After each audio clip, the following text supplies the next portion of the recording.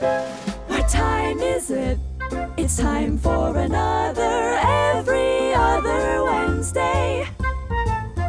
Do you want to hear the dad joke of the day on my Yeah, dad before joke too many people calendar? get here. Before Did you too say many people dad? get here, share the dad joke. Before Dad or too many dad? people get here. I caught that. Yeah. Today's dad joke is two silkworms got into a race. It ended up in a tie. No. Oh, All right, no. if you're doing dad jokes, I'm in. Yeah. I love it. Yeah. You know, a lot of people are really paranoid about AI and Google listening and Alexa listening and stuff. But if you're concerned about your appliances listening in on you, I would suggest you really want to be worried about your vacuum cleaner because it's been collecting dirt on you for years. All right. That's pretty dad-like. Yeah. Yeah. Well, hey, yeah. So, hey, it is absolutely 1 o'clock now, Eastern time, and 12 and 11 and so forth and so on, going west. So, welcome everybody. We're glad you're here. And why don't we go ahead as people are coming What about in? the question? Get started. How Well, about we a question? started with a question. So, Wait a minute. Are we actually really glad they're here? yes, we are glad they're here. Yeah. So you know that in the United States, tomorrow is Thanksgiving Day, and the Canadians, as usual, Yes. beat us to it and had theirs a little while ago. But anyway, it is Thanksgiving tomorrow. And so, first of all, I want to say on behalf of these other three Yahoos that are on the group that truly, seriously, in all seriousness, and this will be the last serious thing we do all day, we really are thankful for you. Everybody who is on this, who comes to be with us every other Wednesday. You just don't know how thankful we are for you. So thank you. We would like to be even more thankful. So bring everybody you know next time. But our question for today, and first of all, Mike, you have to tell us what day today is. It is November 27th, 2024. Very good. Hastily written there, I must say. It's my Elvis turned 17 today. That's right. Today is Happy Andrew's birthday. 17th birthday. And here's my hastily drawn picture of a turkey. Oh, I Jeff thought that asked was me me. to do in the green room. Okay. Here's the question, folks. Here's what we want to hear from you. We want to know something that you're thankful for, but we want something superficial. Your answer has to be superficial. So it can't be family and friends and health and my job, anything that would make anyone say, oh, Yeah, we don't want that crap. we want something totally, yeah, we go. Moisturizer. Yes. That's perfect. That's Really great. has it. Moisturizer. I'm going to be very superficial and just tell you, I am really thankful for my robot floor cleaner in the kitchen, which I used Yeah. today. I really do like that. Oh, we're getting some great answers here. Yes, this is Absolutely. perfect. By the way, Ryan, Rob, sunrises. That's an we used to refer to bacon as It's a little bit of an answer for Yeah, Rob, Rob. but you have to keep in mind where Rob is in the time of year. That's true. And he's now. So right now in Anchorage, Alaska, it is 9:02 a.m. He has not yet seen today's sunrise. So yeah, we can understand that. Jersey Milk Bars, bacon. I'm with you on that. What is that? Coffee Crisp bar. Coffee Crisp. That's the other two guys. You, Shelly says you want superficial. You got me. Cat I love it. videos. Yeah, Wow. add me at superficial. Yeah, dark chocolate. Oh, I don't. That's not superficial. That's pretty deep for me. Yeah. Milk Yeah. chocolate. Yeah, Shelley, Right. I just want to tell you that I smuggled Back- these into the United States. So I enjoy them. We've Okay, I got a hope bunch nobody's left over, Jeff, listening. from Halloween. Kit Kats and Coffee Crisp. No, I have a friend who came down and brought me a bunch. So Yeah, I steal them from my kids, and See, there's never Carol- any Kit Kat left. Carol, your answer is the best one so far. I love how to get a mental picture there. Okay. yeah. All right. What is Oh. dummy rummy? Anybody know? What is what? Dummy rummy. Dummy rummy. I don't Maybe know. Connie. Maybe Kelly, Connie you're going to can have to help us out. It's a card Edibles with game. rum instead of It's a card game. marijuana? I don't know. Really? Oh, you bring All right. bugles back. Okay. Let's get started. Okay, All right. let's do. Thank you, Yeah, everybody, so- for being here. We're going to do something different. First of all, we're not going to introduce ourselves today as we traditionally do. We will do it in a different way when we do our certain portions. So what we discovered today, what we want to talk about today, like I say, a little different, right, guys, is we want to talk a little bit about what we do specifically on a day-to-day basis, and how it applies and how you can apply it to the corporate culture. So we have no idea how this will go. We'll see how it goes. But Mike, we're going to start with you. So how does what you do apply to culture? I mean, everything you do is culture. So Yeah, So that first is you my- have to introduce yourself and then tell us that. Yes. I got that. I was going to just, yeah. Uh, Hey, good morning, everyone. Good afternoon, everyone. Good evening, everyone, wherever you are. Michael Kerr here, as usual, coming to you from Canmore, Alberta, in the Canadian Rockies. So I'm going to talk about, even though everything I talk about is about workplace culture, my last book, Small Moments, Big Outcomes, is all about leading, high-performing, collaborative, creative, service-focused workplace cultures. It's all about workplace culture, but I'm going to focus on, especially where I started in my early years, and that's on the role humor and fun plays specifically in workplace culture. In fact, one of my first business books was this, way back in like 2003, You Can't Be Serious, Putting Humor to Work, where I talked about the importance of humor in the workplace. And then I later on, I updated. Mike, I've heard you should never have your picture on the cover of your own book. That's not, my own dad thought this was me. He swore it was me. It's not me, but it does. It looks like you. It could look like me. And then the humor advantage, why some businesses are laughing all the way to the bank. So the reason I got into this topic is because I worked in what can only be described as a soul-sucking, fun-sucking workplace that was killing me because of the workplace culture. Mm-hmm. I was known as a senior manager for my sense of humor. I quit this job for my own survival and decided to make it my mission to speak and train and write and talk about this idea of how our workplaces shouldn't be sucking the life out of us. And specifically, I looked into the role humor plays, because thinking back to my workplace that was so horrible, I started reflecting on the role I played in terms of my own humor, bringing it into a workplace in really challenging conditions, but also seeing the impact this soul-sucking workplace had in terms of people losing their sense of humor. So, and so first of all, can you share with us, because we know this, but where was this soul-sucking place, and what is it you did? It was in It wasn't the job so much that you hated; it was the culture. Correct. It was the culture. I love the people. For many years, it was great. It was in the federal government. I was a senior communications manager working in a very beautiful location. So there were lots of pluses to it, but the culture became so dysfunctional. And so, as I say, that's the word that always comes to mind, soul sucking, because you could see it sucking the soul out of people on a daily basis. So I started researching the role of humor. I actually went in, like, this is in 1997, I went to a humor conference in Saratoga Springs, New York. I used to get ads for that. Yeah. And so I just kind of dove right in. So I quickly kind of established the idea that there's a really important chicken and egg, hence the rubber chicken on the book. There's a rubber chicken and egg relationship with humor and workplace culture. Sorry? I thought that was your picture on the book. Yeah, I know. They both look like me. That's what's so creepy and weird. So that there is a chicken and egg relationship, though. More humor in a workplace, more positive humor, more supportive humor, helps build a more positive, collaborative, innovative workplace culture. But, and I think this is even more important, actually, it reflects a successful workplace culture. Okay, if you're doing everything right in terms of your culture, it becomes easy for everyone to bring their sense of humor along for the ride. Sanjay, I see a hand up. I have a real question for you now. My real question is this. Obviously, as we know about you, humor in the workplace, fundamentally important to you. Have you ever come across, I'm sure you have, and my follow-up question would be, how do you deal with it? When people are using what they think is humor, but it's not perceived as humor, or it's offensive or rude or all that destructive in some way. Yeah, exactly. Because that's the reality is someone's always going to have, their brow furl at something or another. But how do you deal with that? Yeah, thanks, Sanjay. And I have come across it, and it's the number one question I get. I think especially nowadays where people are love your originality, Sanjay. Yeah.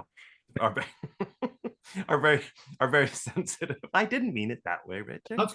It's still a good question because it's top of mind. It's important. And I get that question a lot, right? People want to know where the humor line is, and what happens if you cross the humor line. And here's what I've found, and I have a very long answer to this, so I won't go into too much detail. But this is the 45-minute show. I know. But here's my very short answer. When I have gone into companies all over the world and researched companies that are known for their high humor cultures, they always tell me it's never an issue. it's never a problem. And as one leader said to me, you know, you get the humor you deserve in your culture, I think. Yeah. If you have a lot of cynical, negative, sarcastic humor, it's probably because your culture sucks and it's a little soul sucking. And that's why people are using that kind of humor in that environment. There was actually a fascinating study in the International Group of Humor Studies, of which I am a member, that looked at the role of the proverbial office clown in terms of workplace culture. And what they found was these office clowns played a hugely important role in terms of keeping the corporate history alive, because they tended to be the people who retold and told stories over and over again. They spoke truth to senior management under the guise of humor. So they sort of played the role of a Jon Stewart, of a modern corporate jester, to keep them on their toes. They boosted morale. They kept things lively when things were boring. So there were all these benefits. And in the study, though, the CEOs, the leaders of these companies were always asked, do these office clowns ever cross the line? And they always said, yeah, of course they do. Of course they do from time to time. But we don't let that impact the incredible positive role that they play 98% of the time. And when they cross the line, they usually know they have, or we just have a conversation with them, but we make sure we don't punish everyone for one misslip. And I guess that's important too, right? Because if you don't give feedback, people don't learn the self-awareness. But if every time I make a joke about, I don't know, your hair, if you keep coming at me going, hey, no, there's no jokes to be made there, but you know, getting that feedback is what allows you to form the line. And the line will be different in every organization, right? What flies in one and what language we use in one is not okay in another. Totally, absolutely. In fact, I did during the COVID lockdown, I did a virtual talk, and I remember talking to the CEO, and he was very, very blunt with me. He said, we encourage swearing in our culture. We encourage it. You encourage it. Okay, that's never heard that before. We are not a politically correct culture. Anything goes. And people are used to that. So go wild with your humor. Now, of course, I didn't change my humor in any way for them, because I still try to be respectful. And Did you learn some new words? Yes, I probably did some new Mike, strings of words. Jeff has a question. I have two questions, and then your time. Yeah, let's go. Yeah, my first question is your first question, Richard, is doesn't it come from the top down though? I mean, as most things in culture do. But if I've got a CEO who's pretty serious and not very humor, or I've got a boss or a manager who's not very humorous, I think it would cause friction for me to be humorous. So I've got to gauge it. If I'm working for this person, I have to gauge it off of their personality and their work style? Well, yes and no. I think you're right, Jeff, that of course everything's easier if it comes from the top. They have a disproportional impact on culture and the attitudes, and a contagious effect on emotions and humor. It doesn't necessarily mean, though, that the top leaders have to be funny or have a great extroverted sense of humor. Some of the most effective, inspiring leaders I've interviewed around the world are introverts. They've even told me they're shy. They don't have a really outgoing, gregarious sense of humor. However, they're still really impactful. They recognize they can't hide behind those natural personality tendencies of being an introvert. They still have to get out there and engage with people. But the most important thing they do in terms of encouraging humor is to not, they may not be promoters of humor themselves, but they still have the ability to laugh at themselves, and they don't squash on the natural humor that happens. So they let it happen. So they've got all sorts of employees that bring that fun and humor into the workplace, and they love it, and they allow it. And they say to me, you know, that's not me, but I'm so glad we have Susan, who keeps everybody laughing and on our toes with her brilliant energy. I guess a parallel could be drawn. If there's music, the CEO doesn't have to sing, doesn't mean they can't encourage music and bands. Yeah. That's awesome. Good. That's good. So I do have two quick questions. Number one, are you saying, I think you are, but you confirm this, are you saying that the culture allows the natural humor to emerge? It's not that the culture necessarily creates the humor, but if everything is right in the culture, then the humor that'll happen, the humor that's there is going to emerge. It's going to come out. Yeah, it happens, and there's actually studies that bear that out. That most humor just happens organically, naturally. Yeah, okay. It doesn't have to be forced. I mean, you can do things, of course, to encourage it. Yeah, I talk about that all the time. Yeah, but more than anything, it's about creating that psychologically safe environment, that sense of belonging. So It's okay to be can fun, just be fun, to have fun. themselves and have a little Yeah. fun, right? Yeah. Yeah, okay. So Well, I then am the the official. Now, quickly, the second question, though. Oh, I'm sorry, Jeff. The second question is, what if you're just not funny? I mean, Yeah, well, and everybody again, else and I here get is. that all the But time. what if you're not funny? Can you still encourage I mean, it's not that you're serious or anything, but you just don't really have much of a sense of humor. Yeah. And I talk about that all the time because again, and I stress to people, it's not always, and it's not even usually about being funny. So it's not about being the office clown or the office joker. It's kind of like being fun. It's more like being fun. And it's about finding the humor that just naturally happens in our world, all that accidentally funny stuff. And again, I'll go back to this. It's really about laughing at ourselves. Yeah. And is this not a truism, everyone, that a person who takes themselves overly serious, the result is no one else takes them seriously because they're all taking themselves There's so a comedian seriously. I can't remember who it was. A comedian who had the line that said, "I don't write jokes. I just point out ones that are already there." Yeah, well, that's great. Totally.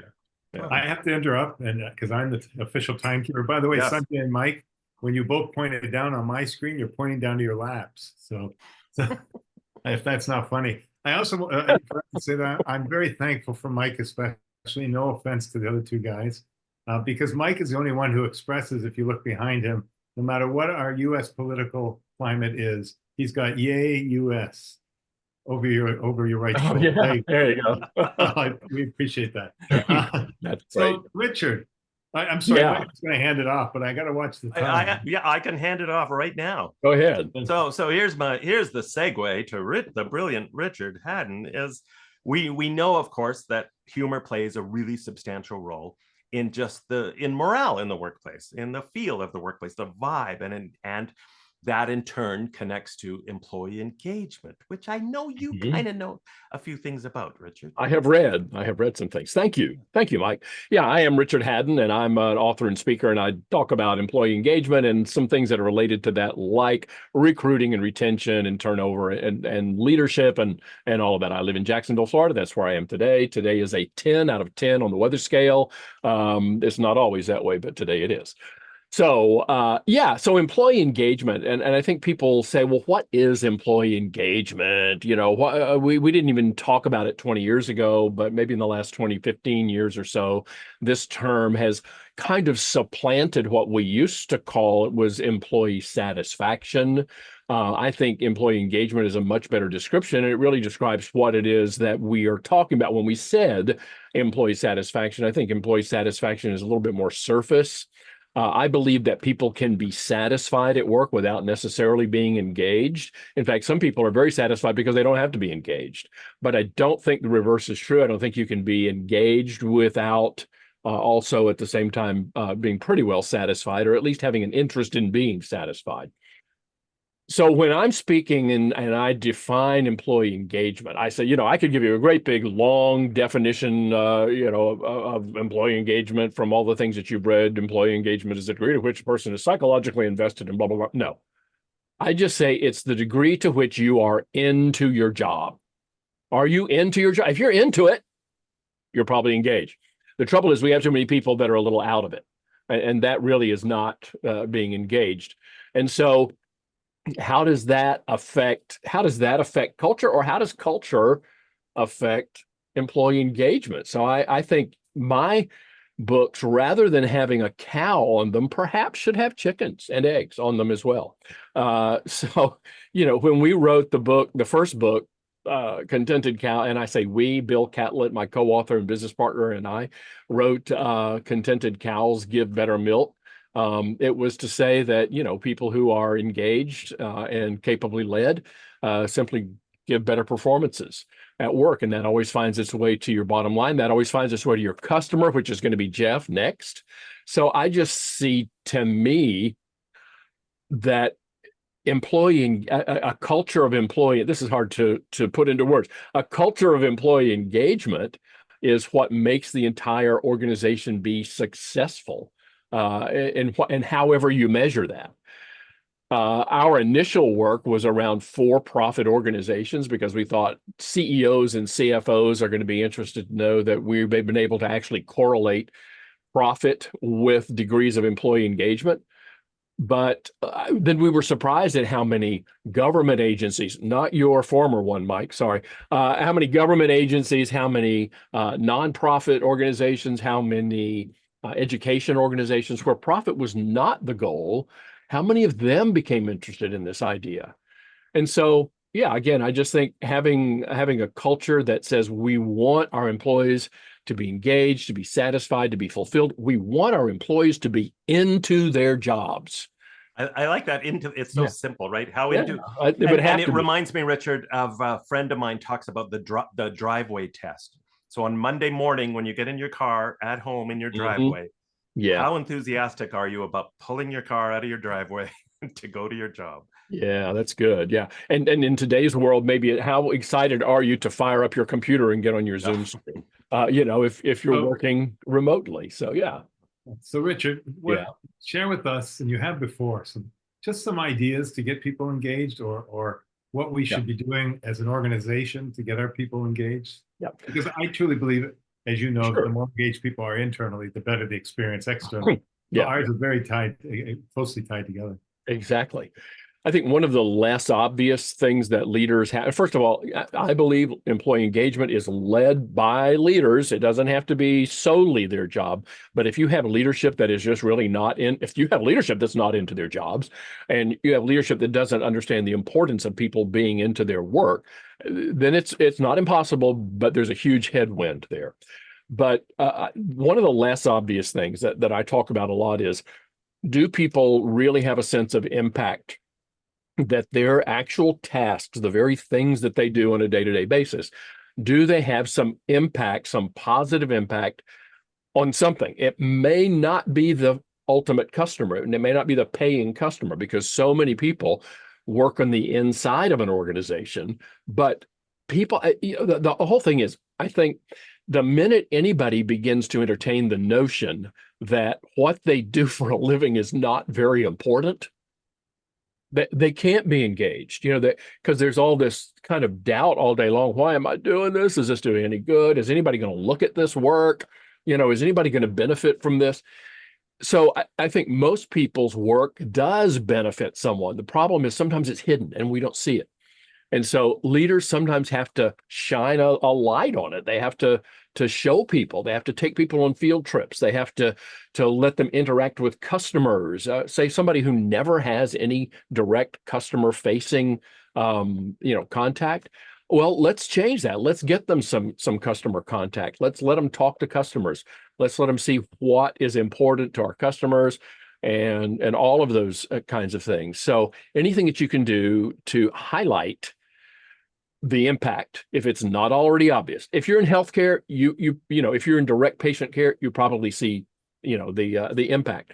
But if you're not where you can directly see it, I think a leader has a real obligation and can perform a huge service by saying, let's shine the light on this so that you see why your work is so important. And I think that helps people get more, to coin a phrase, into it. Richard, do you see this when you go into organizations maybe where people are more technical? They're engineers, they're scientists, they're IT folks. They've been promoted in their jobs because they were a good scientist, engineer, IT person. Now they have to manage people, and they have no desire to manage people, no interest in managing people, but suddenly now they've got a team of 50 people and they've got to do this people stuff. Have you seen that? And how do you get those folks on board, realizing that this is now their biggest priority? Yeah.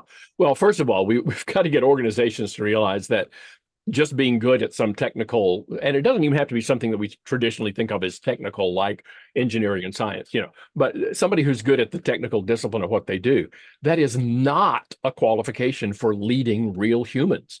It's not a disqualifier, but we've absolutely got to make leadership potential, may not be fully developed, but leadership potential an absolute requirement of the job for being in a leadership position. Okay, now let's suppose we've messed up for a lot and we haven't done that, and we've got people in leadership positions.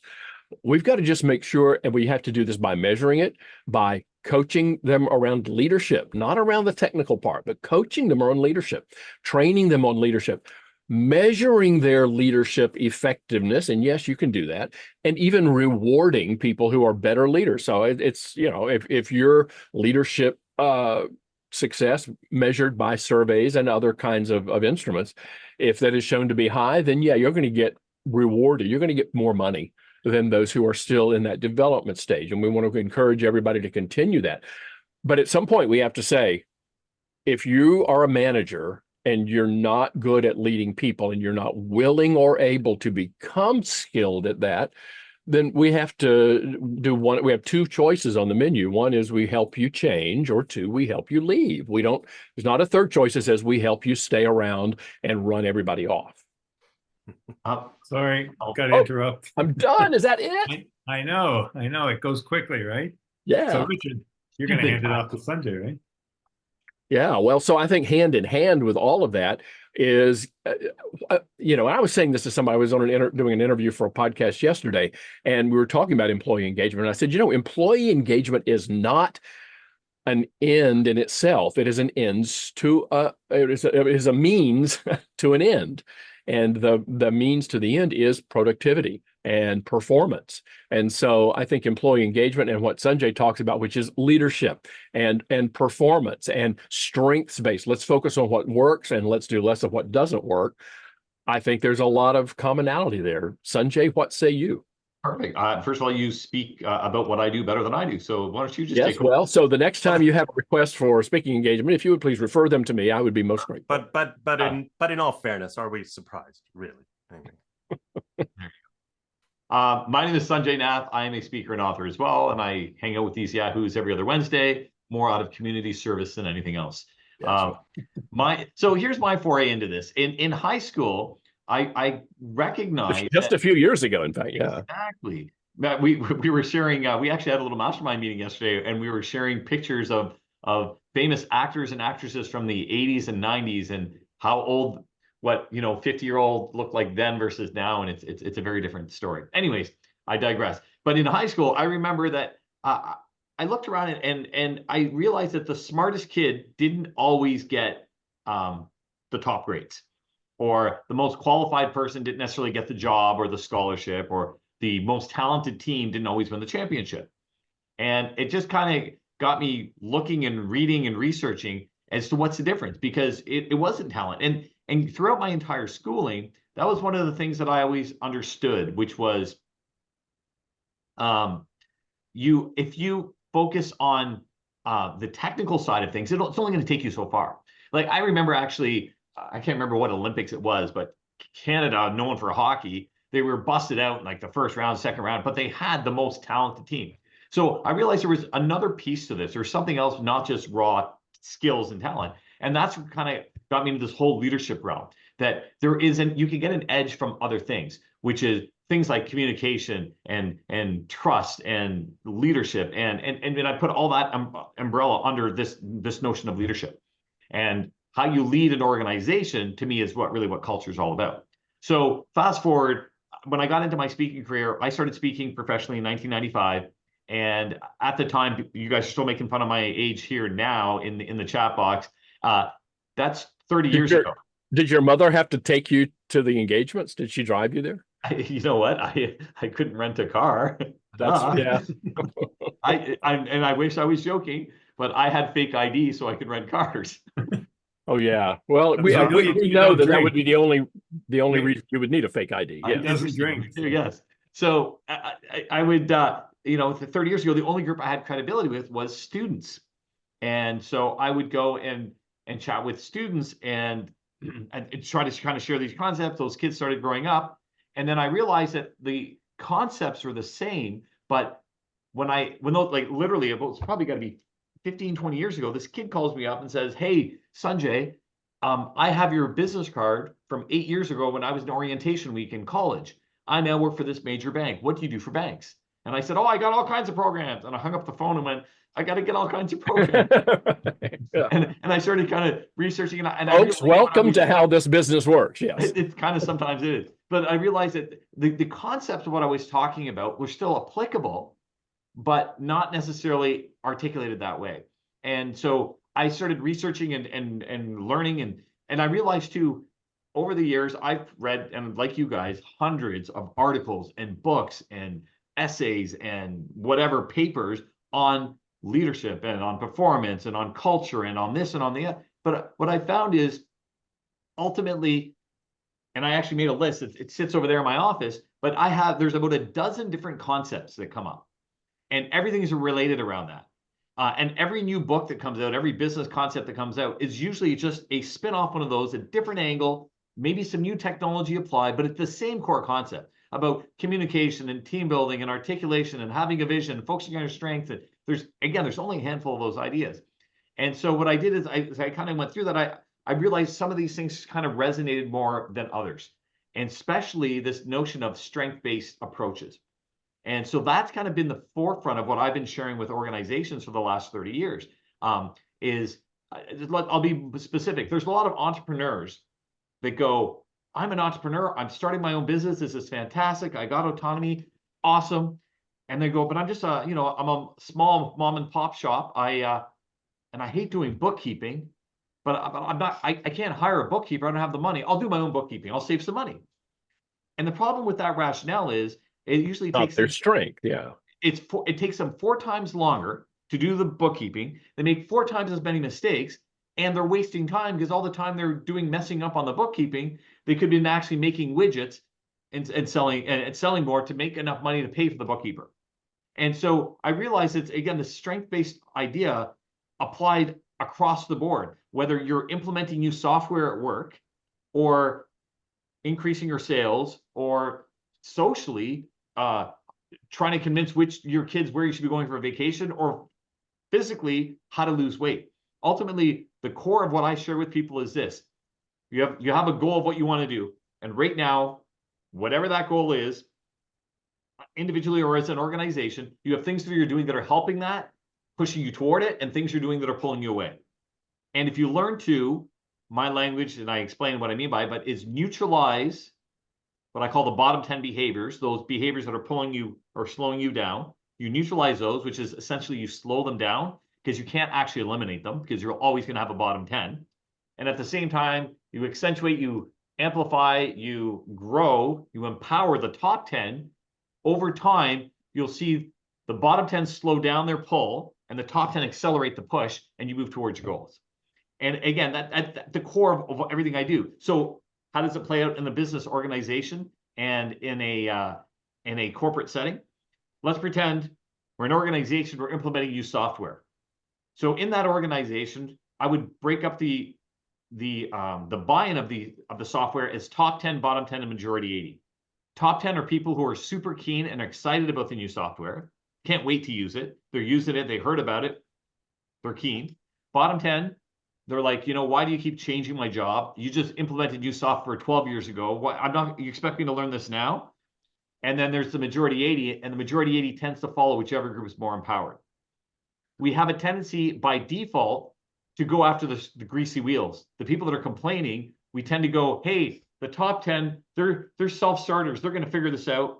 The majority 80 will kind of answer their question, and we'll spend all our time at the bottom 10 going to war with them, explaining why they need to implement the software. The problem with that is they're not changing their behavior. You're getting burned out, and all your resources wasted here. You could have been actually working with the top 10 and majority 80 to make a significant difference. So ultimately, what's best for the organization is empower the top 10, but first you neutralize the bottom 10. What does that mean? It means you spend the minimal amount of time, energy, attention, and thought to neutralize the bottom 10. So it means it stops them or slows them down from pulling the organization down. Then you spend all that time you would have been fighting with them on the top 10. And what happens is the top 10 moves forward, the majority 80 follows them, and then the bottom 10 does one of two things. Either they go, really? I didn't know the software does that. Teach me more. Or they cross their arms, they pout, and they go, I'm getting out of this organization. This isn't what I signed up for. And you get natural attrition. And by the way, I mean, there's a huge, really? I'm done? Yeah. There's a huge internal, you made me forget, you throw me off.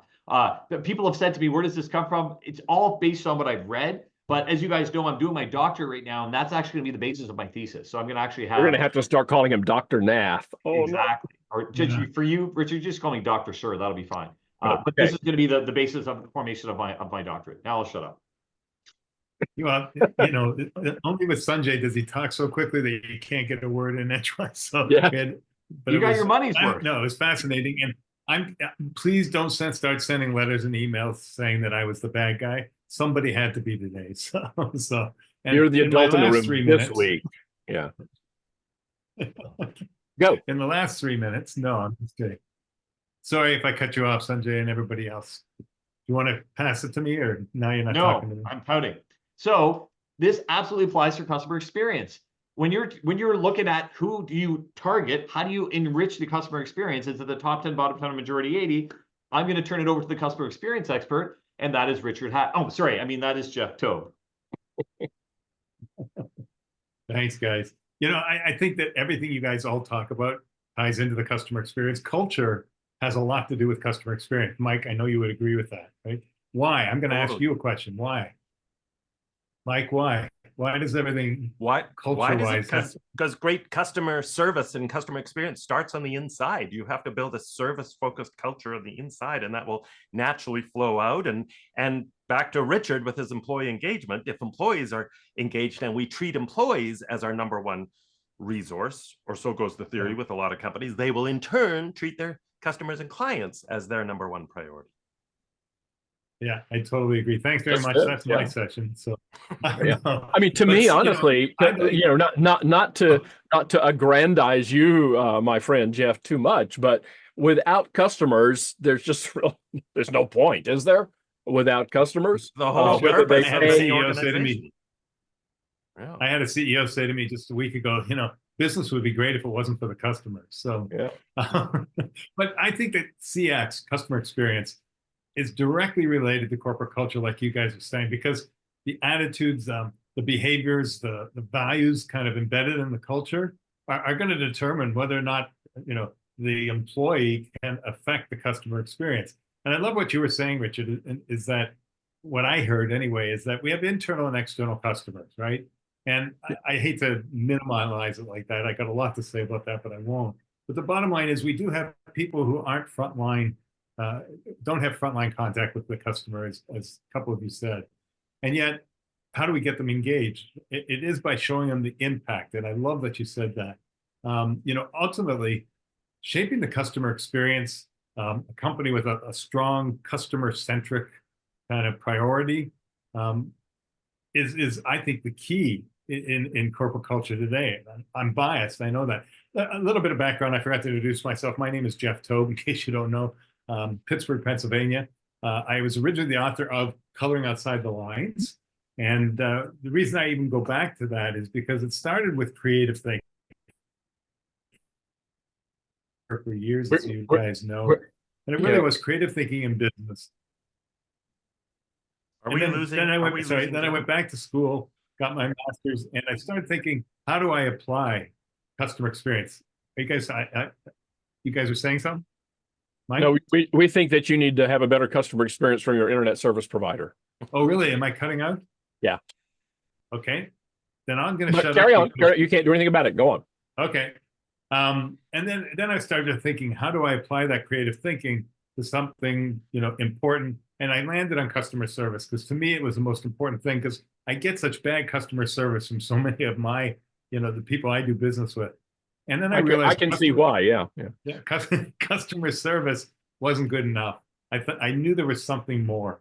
And that's why I talk about how do you make the leap from customer service to customer experience. So am I still being replaced? No, you're good. You're good. You're good. Okay. Keep going. I just think that let's think of a culture that doesn't prioritize customers, right? What would happen? EMB. Exactly. So my question to you guys is, if you buy into the fact that customer experience is incredibly important in culture, why is it that we have so many organizations we work with who aren't focused on customer service? What's your thinking from your perspective? I hadn't thought about. I didn't know you were going to ask that question, but I do have an answer. I think it's the consistency. You'll have places where they have great customer service, same company, and in one area, one location, but lousy in the other. And it's just that it's so if it's really part of the culture, it is going to be consistent. It's going to be embedded in everything everybody does. But in so many cases, it's just maybe you'll get a good experience here, you'll get a good experience there. Well, Exactly. and You not know, just the in my different book, in my departments, book, the different. in my book, The CX Edge, I talk about that, Richard, that if any piece of the engine or anything Yeah. fails, it affects everything else. It's got to be consistent across all channels, as I like That's to right. say. So I would say there's a big difference between a customer experience practice versus a customer experience culture. And you know, you might have some people doing it, but only when it's in the culture does it pretty much hit everyone. Yeah, you know, Zappos is a great example. Before Amazon bought them, they've changed. But do you remember Zappos was the you know, the banner for customer service. And what I loved about Zappos is that Tony Tse, the original founder, used to say, "We're in the customer service business, and oh yeah, we sell shoes." Yeah. Right? And it wasn't in the shoe business. And I think that's the mentality you've got to drive through the organization. Mike, I cut you off. You did, and now I can't remember what I was going to say. I know. I was just gonna say to Richard's point that it's not just different departments or areas we deal with. Yeah. It's the different individuals, and a lot of that is just exactly driven by the personality. So this person, and I think we've talked about this before. We see it everywhere. We all fly for our jobs, and you see the flight attendants on the plane, same duties, roughly the same level of pay, same company, and yet same flight versus same passengers. Yeah, same everything, and yet a world of difference between two flight attendants, and it's just because of their individual personalities. But that can't be the case if you want to be known for your. But I think it's to what Jeff's saying. It is personalities. It's the nature versus nurture thing. Your personality is your nature, but nurtured within the framework of culture or customer experience, or this is how we train people. This is the expectation. Going back to Zappos, this wasn't necessarily that known about them. In part of their hiring processes, at whatever, there's 4 levels of hiring. After the 3rd level, whatever interview, they would offer people $2,000 to walk away from the job. Exactly. Right? Like, so they wanted to, or do you want to come to work? Do you have to go to work, or do you get to go to work? Yeah. And I think you bring up another good point too. It's that I'm going back to that internal customer, and I'm going to repeat what I think Richard said, is that if they don't understand their role in the whole customer experience, because they're saying, you know what, somebody has the title of customer experience or customer service. That's not my job. And then they become disengaged, right? Yeah. Because they just don't understand the impact. And I think one of the things I do work with organizations, not only do I speak about this, but I work with organizations on a year-long customer experience journey. And one of the things that I do is in the organization, and maybe I've mentioned this before, we call it customer wiring. And basically we get departments in the organizations to get together. What does that look like? Receiving at the customer's end gets together with my clients receiving. Yeah. And not the managers. They sit down, they have a breakfast or a lunch, and they actually talk about, you know, how can I make your experience better? I call it creating a barrier to entry, right? You're trying to create a barrier that nobody else can penetrate, and because they are your top customer, your top 5 customers. And then we get accounting, payables with receivables. How can we make the experience better? You'd be amazed what comes out of those conversations. But it also tells the customer we care. We truly care about you, and we're going to do whatever it takes to keep you as our customer. Yeah. So yeah, it's that customer wiring as well. And I'll just finish by saying that there, in my mind, and I've expressed this before, there's a huge difference between customer service and customer experience. You know, customer service is what I expect. It's what I often get. A lot of organizations I work with are great at customer service. What can I do for you? How can I help you? How can I fix this? That's good customer service. But customer experience is, how do I feel when I hang up the phone or I walk out of the establishment? You know, what story am I going to tell my friends at dinner tonight about what happened to me today? And that's what we have to be focused on. And that doesn't just involve one person solving a problem. It involves the entire culture, the entire organization, collaborating together. So yes, I know. Thank you. Now I'm going to be the one doing this. You were dying to do that. I know, Richard. So what's next? What's next? Yeah, Like December the 11. Yeah, so yeah, we'll meet on December the 11th. But that's going to be our last episode for 2024, right? Yeah, Correct. yeah, exactly. As a matter of fact, we have a great guest. Mike kind of teed it up. He doesn't even know it. But our guest is Dr. Shireen McHenry, and she is an expert. We've talked about this before, but I heard her speak 2 weeks ago, and she has a unique perspective on psychological safety. And so I'm very excited for her to join us on the 11th to finish out 2024, guys. Yeah. And yeah, any last business? Yeah, I have a last remark, which is don't eat too much turkey. And you can put the comma wherever you want. Wherever you like. Okay, good. Hey, thank you, everyone. Happy Thanksgiving to all of our American audience, and happy Thanksgiving whether you're in America or not. So, yeah. And Richard, when do we see and you? so we will be thankful to see you every other Wednesday. Yes, perfect. Bye. Bye all. Thank you, everyone. Thanks.